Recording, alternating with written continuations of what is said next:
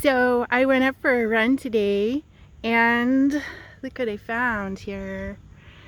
It's a penny.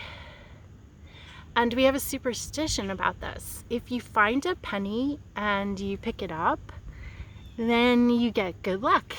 So just for fun, I'm gonna pick it up. You know, what about you? Do you believe in luck? Do you have any superstitions that have to do with luck? Share them with me. And look, there's a quarter here too. But we only have the superstition about the penny. Well, as I'm walking along here, I'll tell you some other expressions that we have to do with pennies. So one is a penny for your thoughts. And this means I want to know what you're thinking.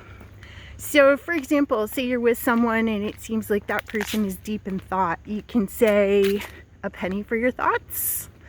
And that means tell me what you're thinking. And sometimes we'll be kind of funny and we'll actually take a penny out of our wallets and give it to them. And we'll say penny for your thoughts. You know, that's one expression. Another one is a pretty penny, a pretty penny. And this means that something is really expensive. So for example, my new running shoes, they cost a pretty penny. Let's see, another expression is bright as a new penny. Bright as a new penny.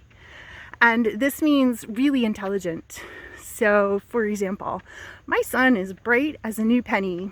He's in the honors program at his school. Another one is a bad penny, and this means a bad person. So for example, Jen, she broke up with John. Yeah, he turned out to be a bad penny. It means he's a bad guy. Another one is every penny. Every penny means all the money that you have. So for example, we bought a new house and it cost us every penny. It cost us all the money that we had in the world. Another one is count your pennies.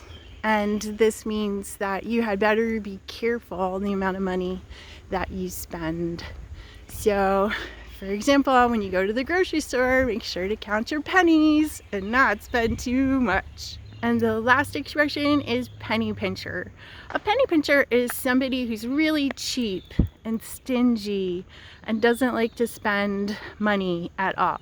So, for example, it's really no fun going out to dinner with Haley because she's such a penny pincher. She always orders the cheapest thing off of the menu and always complains about how much things cost. Well, the lesson's over, so let me give you a view of the lake because it's beautiful today. Also, I'm going to give you some suggestions of other videos you can watch so you can keep learning English. Also, subscribe and share. Bye for now!